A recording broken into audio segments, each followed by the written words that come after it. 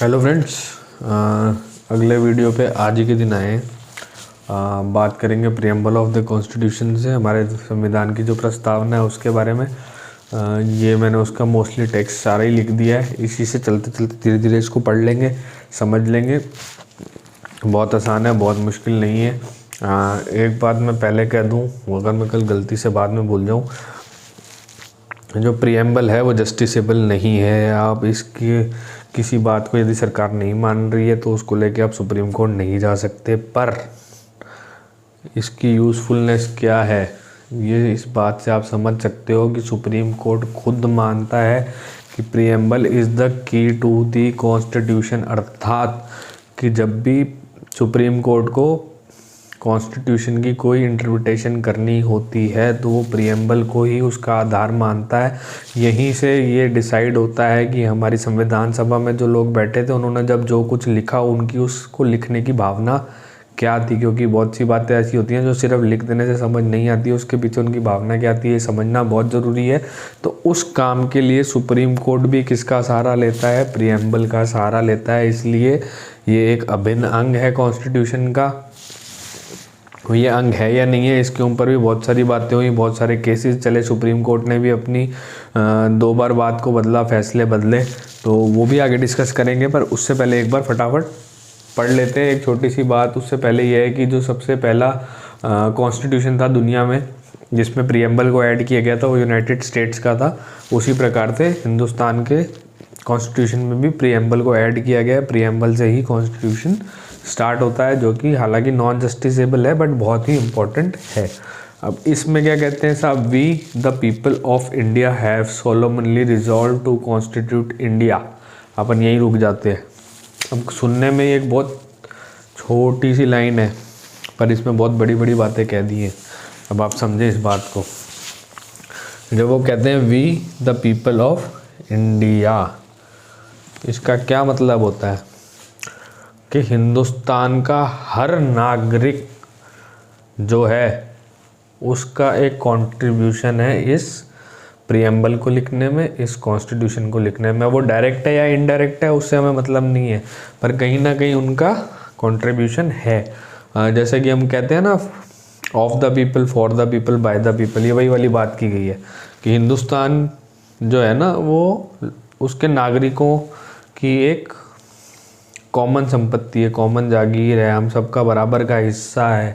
हम सब ने ही किसी ना किसी प्रकार से, चाहे हम उस 1947 के ज़माने में अगर हम नहीं जिंदा थे तब भी आज भी हम अपने कॉन्स्टिट्यूशन में किसी ना किसी प्रकार का योगदान दे रहे हैं, जो कि अमेंडमेंट्स के थ्रू हो रहा है। तो सबसे इम्पोर्टेंट कौन है इंडिया में? जनता है। ये बात बहुत क्लियर है। बाकी सब कौन है? जनता के सेवक हैं, कम से कम कहने को तो हैं। बाकी तो पावर मिलने के बाद रहते हैं नहीं रहते वो बात की बात है। पर कॉन्स्टिट्यूशन की मूल भावना यही थी कि हिंदुस्तान का मालिक कौन है? उसका नागरिक है। Have solemnly resolve to constitute India. अब इसमें आप एक छोटा सा क्वेश्चन कई बार आ जाता है कि इंडिया कितनी बार लिखा हुआ है भाई, इंडिया शब्द का प्रयोग कितनी बार है? तो पहली लाइन में कितनी बार हो गया? 2 बार हो गया। यही शायद एक ऐसा शब्द है जिसको 2 बार यूज़ किया हुआ है, बाकी सब शब्द पहली एक बार ही यूज़ होंगे। Constitute India into a sovereign socialist secular democratic Republic. ये 5 बातें इन्होंने कह दी कि ये जो 5 फीचर्स हैं ना, ये मेन फीचर्स होंगे हमारे कॉन्स्टिट्यूशन के। इसी के आधार पर हम सब कुछ लिखेंगे। सॉवरन का अर्थ क्या होता है? सॉवरन का अर्थ ये होता है कि हम पूर्णतः आज़ाद हैं। हमारे पे किसी भी प्रकार के मैटर को लेके, चाहे वो इंटरनल हो या एक्सटर्नल हो, किसी और पावर का कोई अधिकार नहीं है। सारे अधिकार हमारे खुद के हैं। समझे? दूसरी बात क्या हुई? सोशलिस्ट। सोशलिस्ट क्या होता है? सोशलिस्ट होता है एक प्रकार, ये वैसे तो इकोनॉमिक्स का वर्ड है, अर्थशास्त्र का भी है, समाजशास्त्र का भी, हर प्रकार की टर्म है ये वैसे तो। सोशलिस्ट का मतलब ये होता है कि जो कुछ भी है वो जनता का है और जो कुछ भी होगा, जो कुछ भी कमाया जाएगा वो जनता में बराबर बांट दिया जाएगा। जनता की भलाई के लिए ही सरकार काम करेगी। सोशलिज्म के भी बहुत सारे रूप होते हैं। हम एक मिक्स्ड सोशलिस्ट इकोनॉमी है इंडिया जो है, और हमारी सरकार भी उसी प्रकार से चलती है। ऐसा नहीं है कि जो कुछ भी सरकार कमाती है वो सब में इक्वली बराबर बांट दिया जाता है। 130 करोड़ से उसको डिवाइड नहीं किया जाता कि कहीं आप कल को कह दो कि हिंदुस्तान का जीडीपी इतना था, उसमें डिवाइड बाय 130 करोड़ करो और एक उसका हिस्सा मुझे दे दो, नहीं, ऐसा नहीं होता है। पर हमारे देश की जो भी सरकार होगी उसका मूल कर्तव्य क्या होगा? जनता की भलाई के लिए काम करना। इसका ही मतलब है सोशलिस्ट। ठीक है साहब। सेक्युलर का क्या मतलब होता है? सेक्युलर का मतलब होता है कि हम हर धर्म को बराबर मानेंगे। बहुत छोटी सी बात है, पर छोटी सी बात नहीं है, यहाँ पे छोटी सी बात है, ये बहुत बड़ी बात है। बहुत कम ऐसे देश हैं जहाँ पे हर धर्म का नागरिक अपने जो अधिकार हैं उनको बराबरी तौर पे इस्तेमाल कर सकता है, उसको बराबर के अधिकार मिले हुए हैं। ऐसा हर देश में नहीं होता है। बहुत से देश हैं जो खाली इस्लामिक हैं या जो खाली कैथलिक हैं, कुछ और भी हो सकते हैं। चाइना है, वो तो कहता है धर्म नाम की चीज़ ही नहीं होती, वो तो आप छोड़ो। हम सेक्युलर हैं। हम चाहे आप धर्म को माने, किसी भी धर्म को माने, हमारे लिए आप बराबर हैं। और यदि आप धर्म को नहीं भी मानते हैं तब भी आप हमारे लिए बराबर हैं।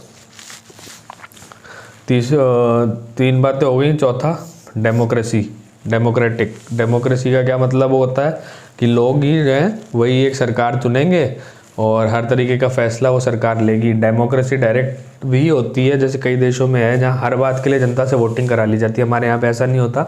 हम एक इनडायरेक्ट डेमोक्रेसी है। हम मिलके वोट करते हैं, अपना एक नुमाइंदा चुनते हैं जो जाके लेजिस्लेटिव असेंबलीज़ में, लोकसभा में, विधानसभा में, आपकी राज्यसभा में जाके बैठते हैं और वो फिर हमारे तरफ से वो फैसले लेते हैं, उनमें वोटिंग करते हैं कि उनको जो सही लगता है।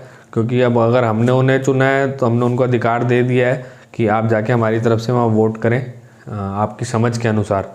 अब ऐसा नहीं है कि मैं अपने एमपी के बाद जाके कहूँगा भाई मैंने तेरे को वोट दिया था, अब तू मेरी बात मान, इस बिल पे नहीं करेगा या हाँ करेगा। ऐसा नहीं होता है। हमने मान लिया है कि वो एक समझदार व्यक्ति हैं, इसलिए हम उन्हें आगे भेज रहे हैं। वो अपनी समझ से जो फैसला लेंगे वो हमें मानने होगा, क्योंकि हमें ऐसा लगता है कि वो समझदारी भरा फैसला ही लेंगे। ठीक है साहब। रिपब्लिक का क्या मतलब होता है? रिपब्लिक का मतलब होता है कि हमारे पास हमारा संविधान है, जिसलिए 26 जनवरी को हम रिपब्लिक डे मनाते हैं। 26 जनवरी 1950 को हमने अपने संविधान को पूर्णतः अडॉप्ट कर लिया था और हम एक रिपब्लिक बन गए थे। अब छोटी सी एक बात और बता देते हैं कि ये जो 5 शब्द हैं, इनमें से 2 शब्द जो हैं वो बाद में ऐड किए गए हैं, पहले नहीं थे। सॉवरन शुरू से है, डेमोक्रेटिक शुरू से है, रिपब्लिक शुरू से है। जो सोशलिस्ट है और सेक्युलर है ये बाद में इंदिरा गांधी जी ने ऐड करवाया था 42nd अमेंडमेंट में 1976 के। वैसे तो सोशलिस्ट और सेक्युलर अलग से लिखने की कोई ज़रूरत थी नहीं, हम शुरू से ही थे, बस यहाँ पे शुरू से लिखा नहीं हुआ था। जो directive principle of state policy हैं वो इन्हीं दोनों पॉइंट्स पे फोकस करती हैं और वो शुरू से हैं संविधान में। तो ये लिख के कोई बहुत बड़ा काम नहीं कर दिया, पर लिख दिया तो भी अच्छा है, सुंदर लगता है पढ़ने में। Sovereign, socialist, secular, democratic, Republic, इतना गुणवान देश, इतना गुणवान संविधान। भाई साहब ऐसी गुणवान बीवी मिल जाए तो ज़िंदगी संवर जाए। मजाक कर रहा हूँ भाई, गुस्सा मत कर लेना। मेरी बीवी ने कर लिया तो और दिक्कत हो जाएगी। आगे बढ़ते हैं। And to secure to all its citizens justice, liberty, equality, freedom. मैं कैसे याद करता हूँ? एक शब्द याद कर लिया, JLEF, JLEF, justice, liberty, equality, fraternity. अब जस्टिस कौन कौन सी? सोशल, इकोनॉमिक, पॉलिटिकल, यानी आपको सोशल जस्टिस दी जाएगी, आपको इकोनॉमिक जस्टिस दी जाएगी, आपको पॉलिटिकल जस्टिस दी जाएगी। किसी भी प्रकार की जस्टिस चाहिए आप कोर्ट के तक का दरवाज़ा खटखटा सकते हैं। अब ये आइडिया कहाँ से आया साहब? ये आइडिया आया रशियन रेवोल्यूशन से। हमारे देश के संविधान को बनाने में बहुत सी चीज़ों को पढ़ा गया, समझा गया, जिसमें से बहुत से देशों के संविधान भी थे, बहुत सी रेवोल्यूशंस थी। तो रशियन रेवोल्यूशन से ही जस्टिस का आइडिया आया। Liberty of thought, expression, belief, faith and worship, कि आप कुछ भी बोल सकते हैं, कुछ भी सोच सकते हैं, किसी भी धर्म में विश्वास रखिए, किसी भी प्रकार की पूजा करिए, हम आपको नहीं रोकेंगे। हाँ, पर इनके ऊपर, सबके ऊपर सीमाएं हैं। जैसे मैंने कह दिया आपको, आप नरबख्शी पूजाएं नहीं कर सकते ये कह के कि भैया लिबर्टी है मेरे पास। नहीं नहीं नहीं नहीं नहीं। कॉमन मोरालिटी हर बात में आपको लगानी पड़ेगी। किसी और का आप किसी प्रकार का नुकसान नहीं कर रहे हैं, ये भी आपको ध्यान में रखना पड़ेगा। बहुत सारे अंकुश हैं, उन अंकुशों का पालन करना ही पड़ता है। और ये जो सारी बातें हैं ना, ये हमारे फंडामेंटल राइट्स इसी पे बेस्ड है। ये सब चीज़ें आपको फंडामेंटल राइट्स के थ्रू मिल रही हैं कैसे ना कैसे। वो जो फंडामेंटल राइट्स पढ़ेंगे तो आप समझ जाओगे। एक छोटी सी बात याद रख लेना कि ये फ्रेंच रेवोल्यूशन से लिया गया था लिबर्टी का आइडिया। तो जस्टिस और लिबर्टी, ये जो 2 आइडिया हैं, 2 रेवोल्यूशन से आए। जस्टिस कहाँ से आया? रशियन रेवोल्यूशन से। और लिबर्टी कहाँ से आया? फ्रेंच रेवोल्यूशन से। ये कैसे याद रखेंगे कि फ्रांस के लोग बड़े खुले दिल के होते हैं, बड़े लिबर्टी वाले होते हैं, ठीक है ना। तो लिबर्टी का आइडिया फ्रेंच रेवोल्यूशन से आया। और जस्टिस की बात करें तो रशियन रेवोल्यूशन, मार्क्सिस्ट। कम्युनिस्ट ये हर बात में यही कहते हैं कि हम जस्टिस जस्टिस जस्टिस कर रहे हैं, अब कर रहे हैं कि नहीं कर रहे, वो उन्हीं को पता है भाई। Equality of status and opportunity and to promote among them all. Equality में क्या किसकी इक्वालिटी, स्टेटस की और अपॉर्चुनिटी की। अपॉर्चुनिटी की आप सबको मिल रही है, आप सब बैठ रहे हैं। जब भी हिंदुस्तान के किसी भी सरकारी पद के लिए किसी व्यक्ति को नियुक्त करना होता है तो सबको एक खुली अपॉर्चुनिटी दी जाती है कि एग्ज़ाम कराया जाता है, तो इक्वालिटी ऑफ अपॉर्चुनिटी हमेशा दी जाती है। इसके ऊपर कहते हैं रिस्ट्रिक्शन तो नहीं कह सकते, इसके कुछ विरोधाभास हैं, जैसे कि रिजर्वेशन है। तो इन चीज़ों को भी हम आगे डिस्कस करेंगे कि इन सब का कोई ना कोई विरोधाभास है, तो वो क्या है वो हम बाद में बात करते जाएंगे। और स्टेटस की बात करें तो जैसा कहते हैं ना कि हमारे हिंदुस्तान में हर नागरिक समान है। पहले के ज़माने में टाइटल्स हुआ करते थे, राय बहादुर, शेर हिंदुस्तान, हिंद केसरी, ये अंग्रेज बांटा करते थे लोगों को अपनी तरफ करने के लिए, इंपॉर्टेंट लोगों को। तो वो एबॉलिश कर दिए गए थे। फंडामेंटल राइट्स में भी उसको मेंशन किया हुआ है, वो हम आगे पढ़ेंगे, एबॉलिशन ऑफ टाइटल्स। तो सबका स्टेटस इक्वल कर दिया गया भैया, कोई भी नागरिक हो उसका स्टेटस इक्वल है। बट हाँ ये ज़रूर है कि अगर आप मेहनत करते हैं, आप किसी प्रकार के पद पे पहुंच जाते हैं, आप प्रधानमंत्री बन जाते हैं, आप प्रेसिडेंट बन जाते हैं या आप बड़े सरकारी अफसर बन जाते हैं, तो आपको कुछ बेनिफिट्स मिलेंगे। पर एज अ सिटीज़न वो उस पद के बेनिफिट हैं, वो उस व्यक्ति के बेनिफिट नहीं है। इस बात को समझो, पद और व्यक्ति के बीच में डिफ्रेंशिएट करना सीखो। जब तक उसके पास पद है तब तक उसको बेनिफिट है, पर जब वो एक आम नागरिक की स्थिति में होगा, जब वो पद की, या तो कहते हैं ना कि वो अपनी ड्यूटी नहीं कर रहा है, जैसा कि होता है ना कि पुलिस वाला ड्यूटी पे जाता है तो उसके कुछ अधिकार बढ़ जाते हैं, पर जब वो ड्यूटी से वापस घर आता है तो वो एक आम नागरिक हो जाता है। तो उसी प्रकार से हर आम नागरिक जो है उसका स्टेटस इक्वल होगा। फिर बात कर लेते हैं फेटर्निटी की। फेटर्निटी का मतलब होता है भाईचारा। हमारे सबके बीच में भाईचारा होना बहुत ज़रूरी है, तभी हमारा देश इकट्ठे होकर चल सकता है। एश्योरिंग डिग्निटी ऑफ इंडिविजुअल, यानी हर इंडिविजुअल को डिग्निटी से मिलेगी अपनी, हर किसी का सम्मान होगा। जैसे कि अनटचेबिलिटी को अबॉलिश कर दिया फंडामेंटल राइट्स के अंडर में, तो हर व्यक्ति का सम्मान होगा, आप किसी को ऊंचा या किसी को नीचा नहीं मानेंगे। Unity and integrity of the nation, ये बहुत इंपॉर्टेंट है कि हम हमारे देश को कभी भी टूटने नहीं देंगे। तो ये एश्योरेंस दी गई है, यूनिटी एंड इंटेग्रिटी। जो इंटेग्रिटी वर्ड है ये भी बाद में ऐड किया गया 42nd अमेंडमेंट में। एक ही बार अमेंड हुआ है हमारा प्रीएम्बल, तो उसमें ये 3 शब्द जोड़े गए थे, सोशलिस्ट, सेकुलर और इंटेग्रिटी। ये हम याद रखेंगे कि एक ही बार हुआ है। कब हुआ है? 42nd अमेंडमेंट में चेंज लाए गए थे प्रीएम्बल में। और दूसरी बात 1976 था, किसने कराया? इंदिरा गांधी जी ने कराया, और सिर्फ 3 शब्द ऐड हुए, सोशलिस्ट, सेक्युलर और इंटेग्रिटी, ये याद रखेंगे। इन our constituent assembly on this 26 day of November 1949, जो मैं बार बार कहता हूँ कि असली डेट संविधान के लागू होने की यही है। 26 जनवरी जो है उसके पूर्णतः लागू होने की डेट है। फिर भी हम उसे रिपब्लिक डे क्यों मानते हैं वो हमने पिछले वीडियो में डिस्कस किया था, पिछले में नहीं सॉरी उससे पहले वाले में, कि उस दिन हमने पहली बार पूर्ण स्वराज डे मनाया था कांग्रेस ने, इसलिए उस दिन को सम्मान देने के लिए हमने 2 महीने और वेट किया कि हम 26 जनवरी को पूरी तरह से कॉन्स्टिट्यूशन को अडॉप्ट करेंगे और फिर उसी दिन को हम रिपब्लिक डे की तरह मनाएंगे। Do here bye enact give ourselves the constitution. Enact हम कर रहे हैं इसको, इस दिन पूरी तरह नहीं कर रहे पर हम कर रहे हैं। कौन कर रहे हैं? हम, we the people of India, हम लोगों ने ही किया है। हमारे जो पूर्वज थे वो उस टाइम थे, उन्होंने ही किया और आज हम भी कर रहे हैं। क्यों, कैसे कर रहे हैं? इसका सम्मान करके कर रहे हैं भाई।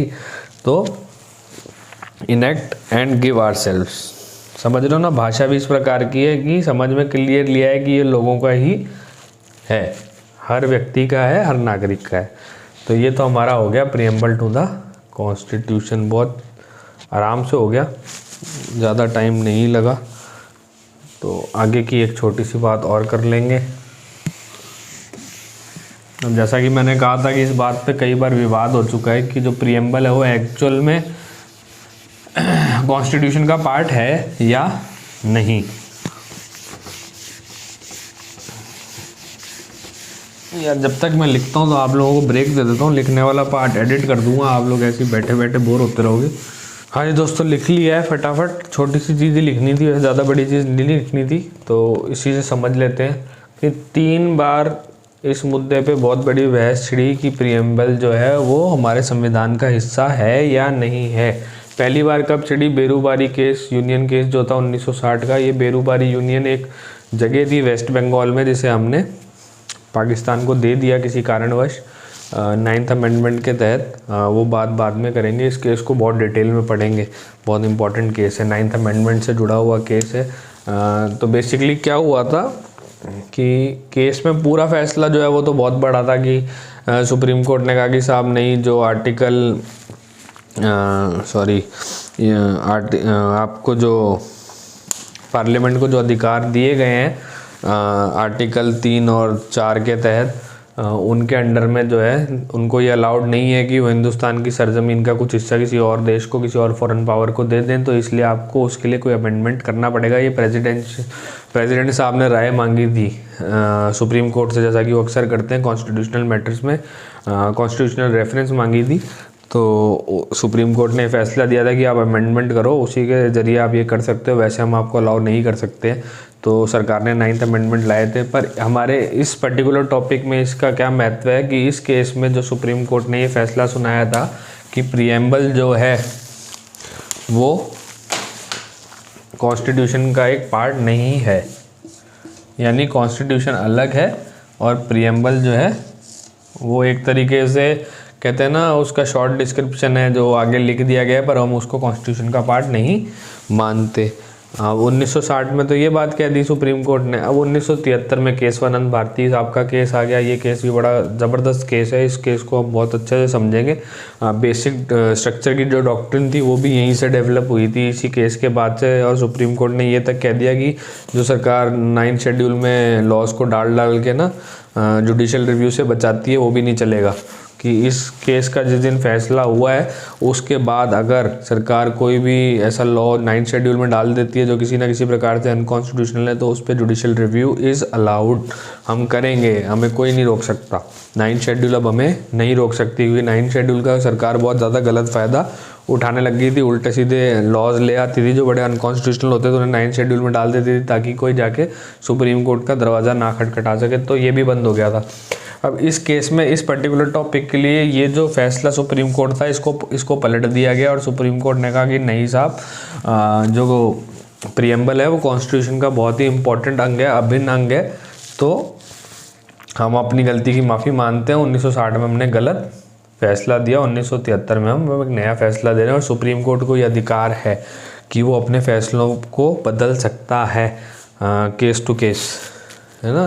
तो वो चीज़ सुप्रीम कोर्ट का अधिकार है। ऐसा नहीं है कि सुप्रीम कोर्ट ने एक बार, अब एक्चुअल में इसका एक, ये आपको मैं बाद में समझाऊंगा कोर्ट्स के टाइम पे, ये अधिकार सिर्फ और सिर्फ सुप्रीम कोर्ट को है। अगर हाई कोर्ट होता तो वो ये काम नहीं कर सकता था, या कोई लोअर कोर्ट होता तो वो ये काम नहीं कर सकता था, उसको फिर इस बात को मानना पड़ता, क्योंकि सुप्रीम कोर्ट ने कहा, सुप्रीम कोर्ट ने कहा तो सर्वमान्य हो जाएगा। अब सुप्रीम कोर्ट ही खुद केवल अपने फैसले को बदल सकता है, अन्यथा ये एक लीगल रेफरेंस बन जाती है जिसको हाई कोर्ट और लोअर कोर्ट्स को, बाकी के लोअर कोर्ट्स को फॉलो करना ही पड़ता है। तो ये सुप्रीम कोर्ट के जो भी फैसले होते हैं वो लोअर कोर्ट्स के लिए रेफरेंस की तरह काम करते हैं कि सुप्रीम कोर्ट यदि ये कह रहा है तो भैया ये बात सही है, हम इसके खिलाफ नहीं जा सकते, हम इस बात को मानेंगे।